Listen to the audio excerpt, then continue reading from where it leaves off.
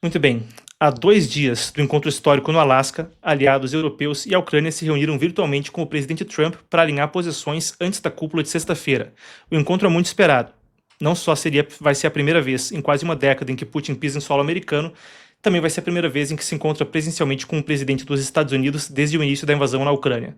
Mas enquanto isso, Putin também está contatando o BRICS, incluindo o Brasil com um acordo assinado, e Coreia do Norte. Nas entrelinhas dessa movimentação diplomática estão algumas das principais tensões de um mundo que muda de forma rápida e imprevisível. Alguns dos debates que têm estampado a manchete desde o início do mandato de Trump.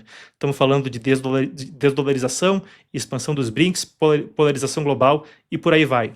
E olha, se por vezes a dinâmica do mundo é citada como uma Guerra Fria 2.0, o local do encontro também vai ser emblemático. Uma base militar que foi estratégica para os Estados Unidos contra a União Soviética no Alasca. O Alasca, que já foi parte do Império Russo antes mesmo da União Soviética. No segmento adiante, a gente vai explorar essas tensões, quais foram os contatos feitos por Trump e Putin, e a gente começa com um encontro do americano com os líderes europeus hoje mais cedo, depois a gente progride para o lado do Putin e a reação brasileira. O Brasil também tem parte nessa história. Então, durante a coletiva no Kennedy Center, que foi onde a gente conseguiu boa parte das informações quanto ao encontro de mais cedo, o Trump afirmou que a ligação foi muito boa, nas palavras dele, nota 10, muito amigável. A gente tem aqui uma parte da fala do presidente americano, vamos ver o que Trump disse mais cedo sobre a coletiva. We'll have a quick second one. I would like to do it almost immediately, and we'll have a quick second meeting between President Putin and President Zelensky and myself if they'd like to have me there. And that would be a meeting where maybe it could be absolutely work. But the first meeting will not work that out. Certain great things can be gained in the first. It's going to be a very important meeting, but it's setting the table for the second meeting. I think the second meeting, if the second meeting takes place, now there may be no second meeting because if I feel that it's not appropriate to have it because I didn't get the answers that we have to have, then we're not going to have a second meeting. Bom, Trump tem falado que a primeira reunião vai ser para sentir como é que estão as coisas e que pode ter uma segunda reunião. A gente viu aí o presidente americano na declaração mais substantiva que saiu daí. Pode ter alguma segunda reunião vindo adiante. Ele disse também que haveria consequências muito severas se os envolvidos não concordarem em parar a guerra, deixando no ar a possibilidade de mais sanções e tarifas secundárias. O secretário do Tesouro, Scott Bessent, também reformou essa possibilidade, lembrando, a Rússia já é o país com mais sanções na história, passam de 24 mil restrições, cerca de 6 para 7 mil das quais vêm dos Estados Unidos, segundo a plataforma de rastreamento de sanções Castellum.ai, que é talvez a plataforma de rastreamento de sanções mais completa do mundo. A gente tem o secretário do Tesouro, Scott Bessent, falando a respeito da possibilidade de mais sanções. Vamos conferir. I think everyone has been frustrated with President Putin. We expected that he would come to the table in a more fulsome way. It looks like he may be ready to negotiate. And we've put secondary tariffs on the Indians for buying Russian oil. And I could see if things don't go well, then sanctions or secondary tariffs could go up. Sanctions can go up, they can be loosened, they can have a definitive life, they can go on indefinitely. You know, there's this Russian shadow fleet of ships around the world that I think we could crack down on them. But Anne-Marie and Jonathan, the one message I would leave you with, it's that President Trump is meeting with President Putin, and the Europeans are in the wings carping about how he should do it, what he should do it. But the Europeans need to join us in these sanctions. The Europeans need to be willing to put on these secondary sanctions. I was at the G7 meeting in Canada with President Trump, and the Europeans kept talking about Senator Graham's bill to do the secondary tariffs. Yeah. And I looked at all the leaders around the table and I said, is everyone at this table willing to put a 200% secondary tariff on China? And you know what? Everybody wanted to see what kind of shoes they were wearing. Bom, Esse foi o lado americano. Depois de uma publicação no X, a presidente da Comissão Europeia, Ursula von der Leyen, também elogiou a conversa, dizendo que os Estados Unidos e a OTAN fortaleceram os denominadores comuns para sexta-feira. A gente tem a publicação da Ursula von der Leyen aqui do lado. A União Europeia está buscando um cessar-fogo efetivo. A posição europeia é que não deve haver concessões territoriais pela Ucrânia, e as autoridades, então, também da União Europeia, dizem que qualquer acordo deve incluir governo ucraniano, preservação do direito de defesa e a manutenção do fornecimento de armas e apoio ocidental. Isso até é motivo de crítica, voltando ao contexto de um mundo em tensão. Vamos à parte do que os analistas têm falado na imprensa internacional. Alguns traçaram paralelos ao século passado. O John Foreman, que é o ex-adido de defesa do Reino Unido, já passou por Moscou e por Kiev, disse que se Trump aceitar um acordo ruim, vai ser comparado ao Neville Chamberlain, que é, lembrando, o que fez o acordo de Munique, envolvendo aí o regime alemão da Segunda Guerra Mundial, de que ele confiou basicamente que a Alemanha ia parar com a anexação de um pedaço da Tchecoslováquia e da Áustria. O resultado foi um dos conflitos mais tenebrosos da história humana. Daniel Fried, que é ex-embaixador dos Estados Unidos na Polônia na época do governo Clinton, disse que esse encontro pode avançar para um acordo decente, esse encontro, mas somente se Putin não receber o que quer. Alguns analistas dizem que Trump tem que ser firme quanto a concessões territoriais e tem que evitar um cenário onde Putin possa, em uma eventual paz temporária, se rearmar enquanto a Ucrânia tenha seus meios de agir cessados. Agora, Trump respondeu a essas críticas, por isso até se tornam mais relevantes. Ele disse que a mídia é injusta. A gente tem aqui a publicação do presidente americano. Falou que havia muitos perdedores demitidos e pessoas burras comentando, e disse que mesmo se ele conseguisse Moscou e Leningrado para a Ucrânia no acordo como parte da negociação, a imprensa falaria que o acordo não foi bom. Bom, a gente passa pela espuma do debate, mas nas entrelinhas vamos a algo mais substantivo, que é o foco de fato desse segmento. Putin, enquanto Trump se reúne com os aliados europeus e com Zelensky, também se reúne com aliados estratégicos antes da cúpula. Vamos começar com Coreia do Norte e BRICS, depois a gente chega no Brasil, ainda no tópico dos BRICS, e algumas das coisas substanciais que acontecem envolvendo o nosso país. Vamos lá, ele conversou por telefone com o ditador da Coreia do Norte ontem, o Kim Jong-un. A gente tem a matéria da agência TASS aqui do meu lado. A agência TASS, agência estatal da Rússia. Ele deu atualizações sobre o encontro com Trump e elogiou o apoio militar da Coreia do Norte. As tropas, lembrando, ajudaram a repelir ofensivas ucranianas na região de Kursk, quando a Ucrânia fez uma incursão Rússia adentro.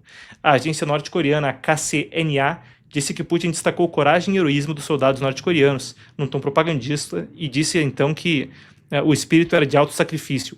Agora sim, passando para a Índia, o premier Narendra Modi conversou com o Kremlin dias depois da imposição da tarifa de 50% à Índia pela compra de petróleo russo, uma espécie de tarifa secundária e a primeira que ficou aí para ser feita de exemplo quanto a mais países seguirem comprando petróleo do país que segue em guerra. Modi, no X, disse o seguinte: reafirmamos nosso compromisso de aprofundar ainda mais a parceria estratégica especial e privilegiada entre Índia e Rússia.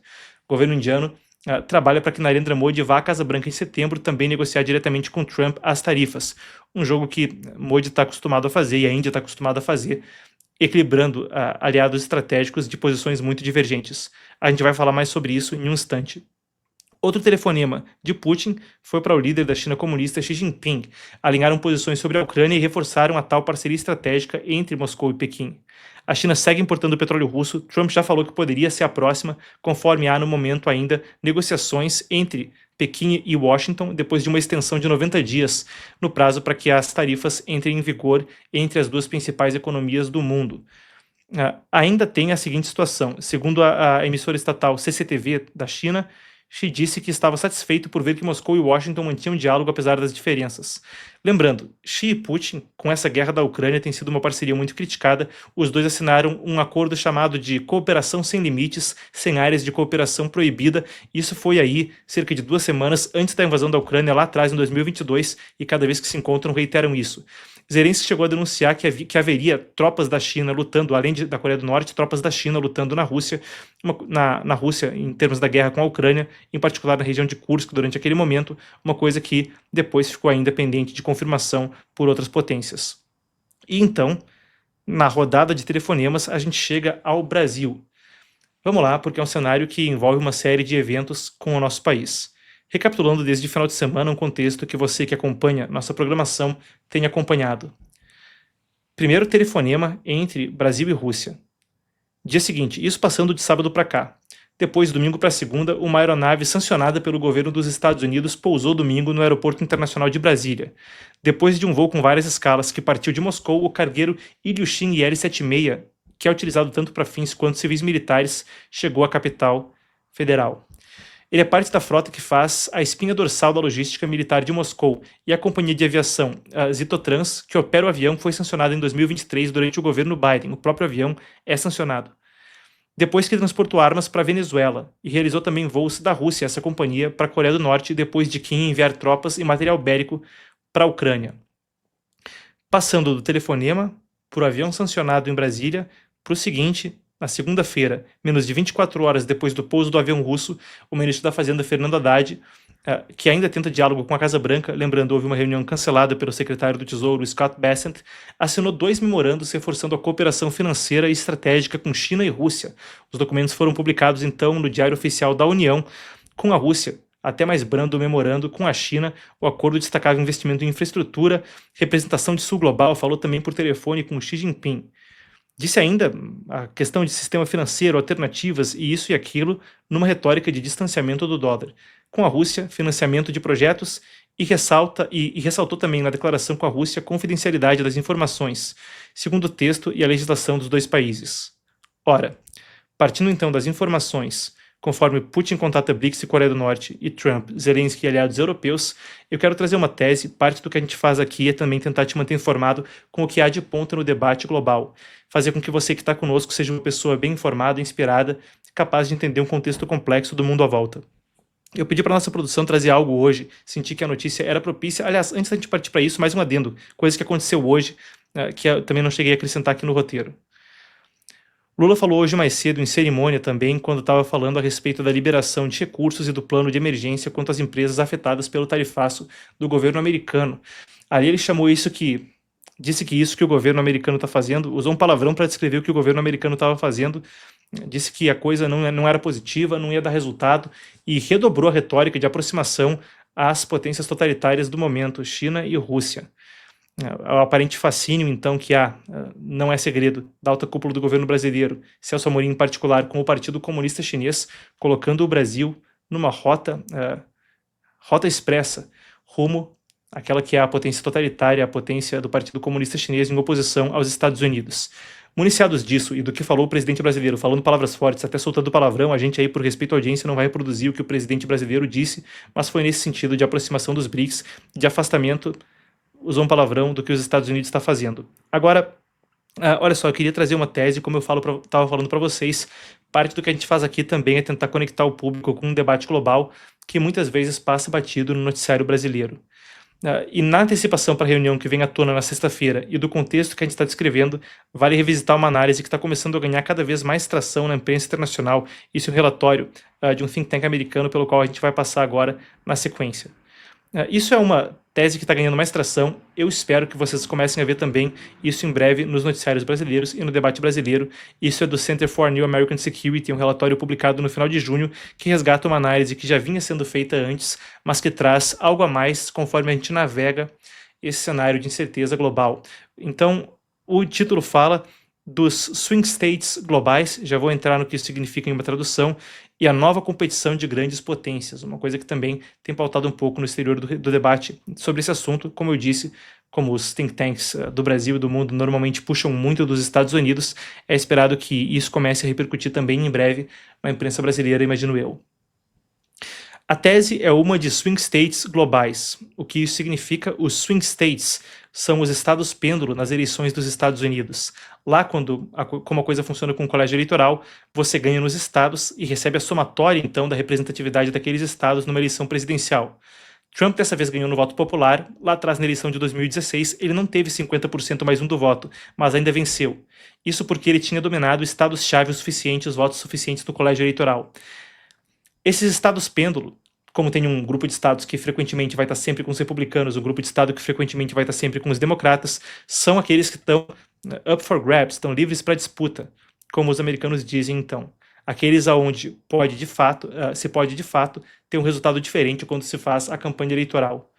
Nessa última eleição, por exemplo, a Pensilvânia era um desses estados, Arizona era outro, Michigan, eram alguns dos estados-chave que estavam sendo amplamente disputados entre democratas e republicanos.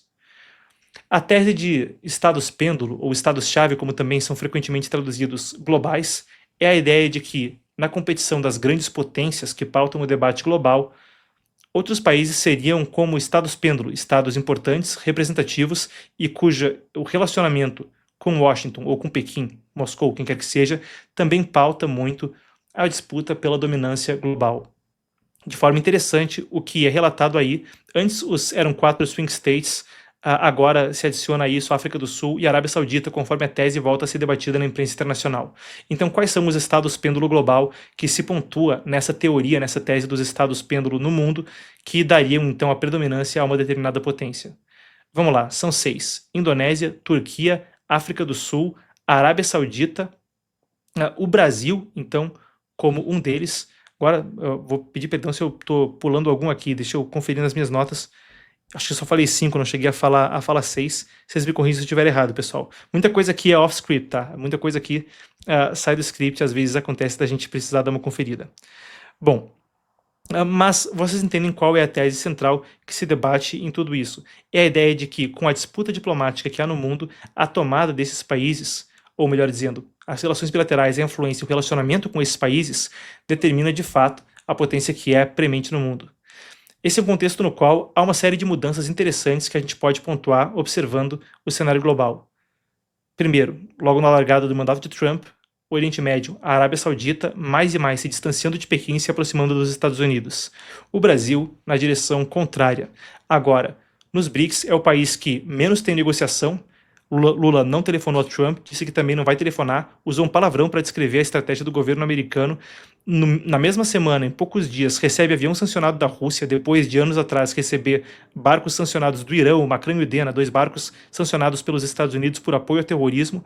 Agora, acordo de cooperação redobrando retórica sobre dólar e volta a falar que, se puder evitar o dólar, evita. O país que menos negocia, que mais afronta, e ainda aquele que também parece mais tomar retórica das potências que de fato estão negociando, Índia, China e até a Rússia.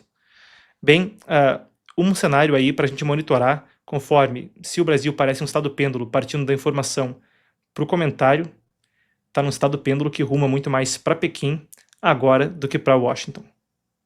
A ver como a coisa se desdobra. Só quero fazer aqui a ata antes da gente prosseguir, estou consultando nas minhas notas porque eu falei só 5 dos estados. Quero pegar aqui então o que o Center for a New American Security, esse think tank, fala. Passei pela Índia, olha que cabeça minha. Então os 6 que eu estava citando, Indonésia, Brasil, Arábia Saudita, Turquia, África do Sul e aí a Índia também colocada como um estado pêndulo global nesse debate. Aguardemos para ver como a coisa se desdobra. Por enquanto, um pêndulo que está indo mais para Pequim que para Washington.